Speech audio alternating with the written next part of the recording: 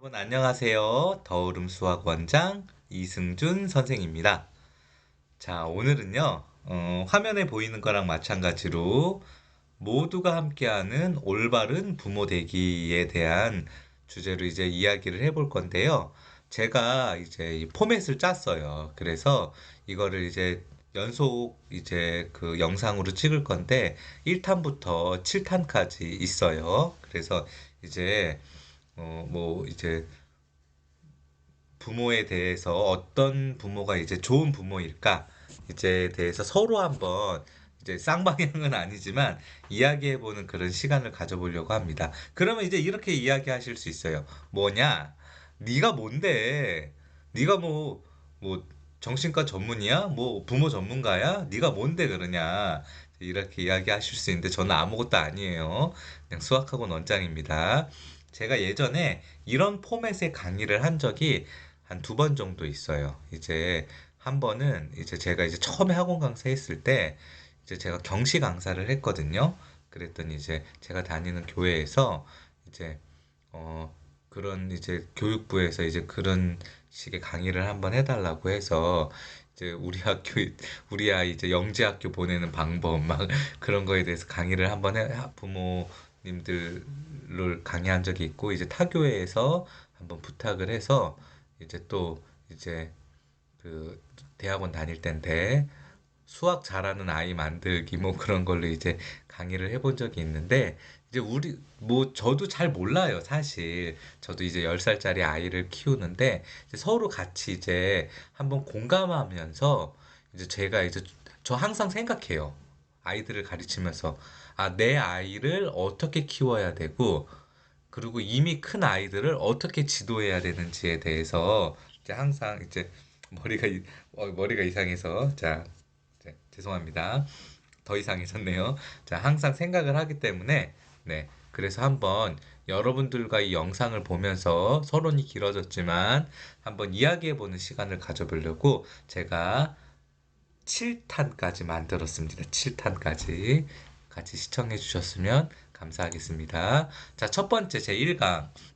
우리는 모두 초보다 전문 지식보다 사랑을 먼저 주자라는 이제 주제를 가지고 한번 이야기를 해보려고 하는데요. 자, 부모는 물론 둘째, 셋째를 낳으시는 분들 같은 경우에는 뭐 초보가 아니실 수도 있습니다. 하지만 부모는 다 결국에는 누구나 초보입니다. 누구나 다 초보이기 때문에 뭐 전문가가 딱히 없어요. 첫째를 키워서 아 나는 경험이 있어. 그래서 둘째를 키울 때 저는 이제 한 명밖에 없지만 둘째는 또 다른 인간이 태어나게 되기 때문에 그 경험이 물론 좋은 도움이 될 수도 있지만 굉장히 뭐 어마어마한 어드밴티지로 작용하지는 않는다는 생각이 저는 듭니다. 결국에는 자식을 한 명 키우든 두 명 키우든 세 명 키우든 우리는 모두 초보라는 생각이 들어요. 막 육아에 대해서 책을 많이 읽고 저희 아내랑 저도 그랬지만 뭐 강의도 보고 생각도 하고 고민도 하고 저는 이제 기독교인이기 때문에 기도도 하고 열심히 막 했지만 어느 것 하나 정답은 없어요.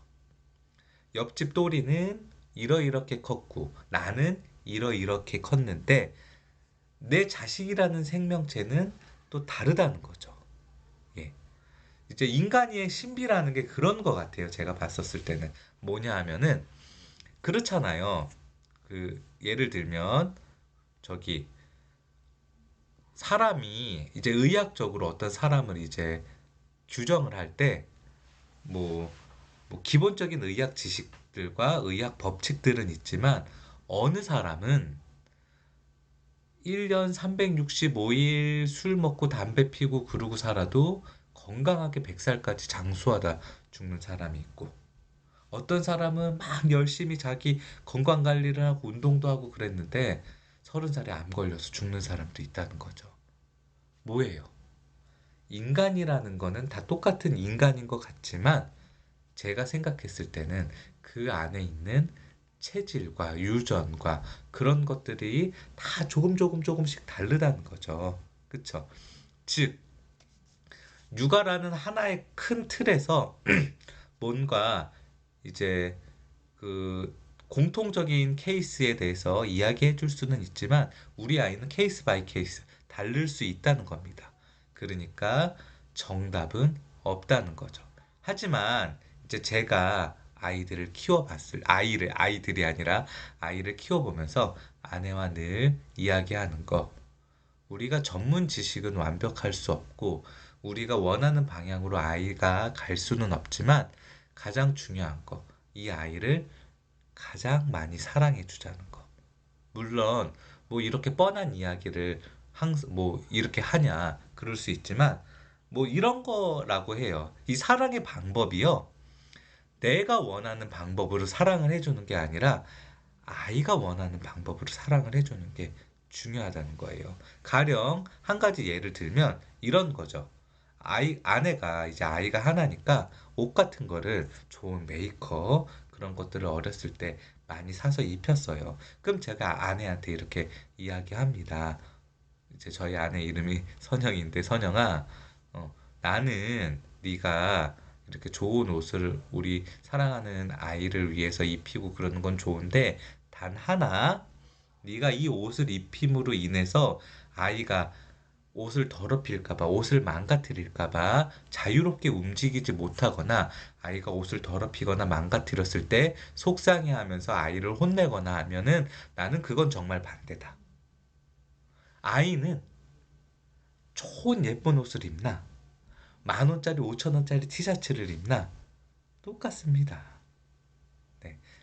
그 비싼 옷을 입히는 건 아이의 만족이 아니라 나의 만족인 거죠.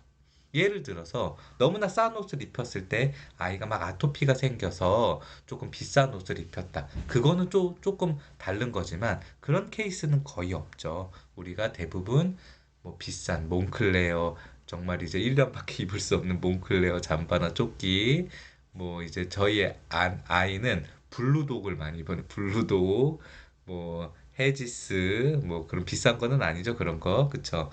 뭐 저희 아이가 많이 입었던 거 블루독 많이 입고 헤지스 많이 입고 근데 우리 아내는 그것도 비싸다 그러더라고요. 그런 것들 그냥 시장표 옷이 아닌 그냥 마트 저렴한 옷이 아닌 그런 것들을 입고 저거 블루독 옷인데 이거 몽클레어 잠바인데 막 그러면서 그거는 저는 아니라고 생각이 들어요. 그런데 우리가 아이를 사랑한다고 하면서 많은 부분에서 정말 많은 부분에서 나 중심적인 부모 중심적인 사랑을 줄 때가 정말 많이 있는 것 같아요. 앞으로 뒤에서도 많이 이야기하겠지만 공부적인 것도 그렇고 생활적인 부분도 그렇고 어, 이제 뭐 여러 가지 부분에서 이제 아이 중심이 아닌 부모 중심의 사랑을 줄 때가 많죠. 이제 기업이 그러잖아요. 고객 감동을 할 때 기업 위주로 고객 감동을 하는 게 아니라 고객 위주의 고객 감동을 해야 되는 거죠. 그러듯이 아이는 어떤 부분으로 생각하면 저희의 고객입니다. 네. 내가 평생을 사랑해야 되는 고객. 그랬을 때 항상 한 살이든 두 살이든 20살이든 30살이든 내가 가장 사랑하는 내 사랑의 결정체가 원하는 사랑의 방향대로 해줘야 된다고 생각해요. 그 원하는 죄송합니다. 그 원하는 사랑의 방향이 사회관념과 통념상 잘못된 방향이 아니라면요. 어, 아이의 성향은 다 다르다고 이야기했죠. 이제 부모님과 아이가 성향이 다를 수가 있어요. 물건을 잘 흘리고 물건을 잘 못 챙기는, 정리를 잘 못하는 아이가 있어요. 이 아이를 물건을 잘 챙기고 정리를 잘 하게끔 만들어주는 거는 우리 부모의 역할은 분명합니다. 그런데 이게 잘 되는 아이가 있고 잘 되지 않는 아이가 있어요. 공부도 뭐 재능이라고 이야기하니까 특별하게 더 잘하는 아이가 있고 못하는 아이가 있고 운동도 특별하게 더 잘하는 아이가 있고 못하는 아이가 있고 어느 정도의 선까지는 잔소리를 하면서 잘 만들어줘야 되지만 그 잔소리나 그런 거에 감정이 섞이면 안 된다고 생각이 들어요. 사랑을 주면서 이 아이를 올바른 방향으로 이끌어 가려고 했을 때 그 사랑의 잔소리가 감정이 되면 안 된다는 거죠. 제가 이런 얘기를 하면 저희 아내가 늘 그래요. 너는 성인군자냐 막 그러는데 제가 아내랑 아이의 교육에 관련돼서 다투는 부분, 자주 다투지는 않는데 다투는 부분이 늘 이런 부분입니다. 저는 아이가 공부를 안 하거나 학원을 가기 싫어하거나 뭐 생활 습관이 조금 흐트러지거나 그랬을 때 아이를 혼내는 것, 아내랑 저는 똑같은 목소리를 해요. 동의해요. 그런데 아내는 진심으로 싫어서 아이를 혼낼 때가 있어요. 어떻게 그 사랑의 결정체가 싫을 수가 있어요. 단호하게 무섭게 혼내지만 거기에는 저는 감정이 섞여 있으면 안 된다고 생각이 들어요.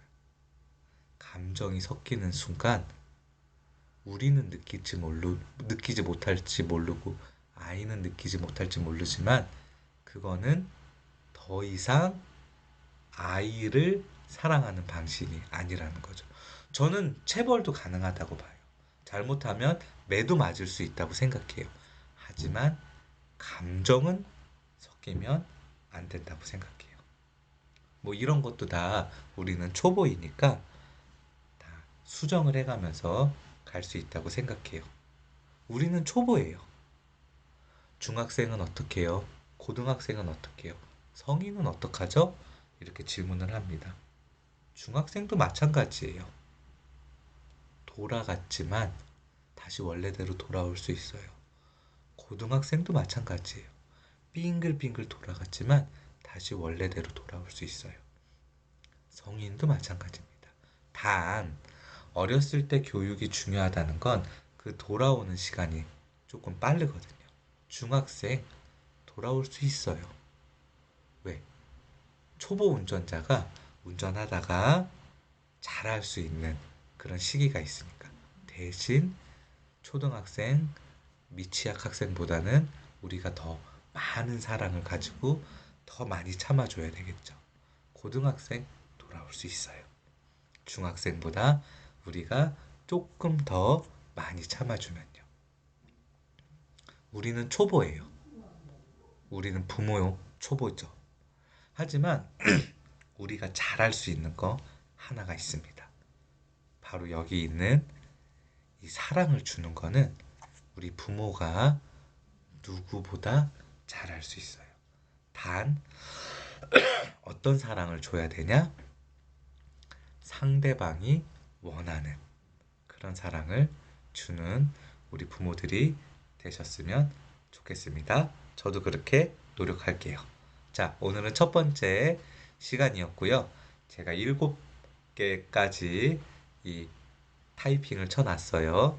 자, 별로 공감은 많이 안 되실 수도 있지만 오늘도 시청해 주셔서 감사합니다.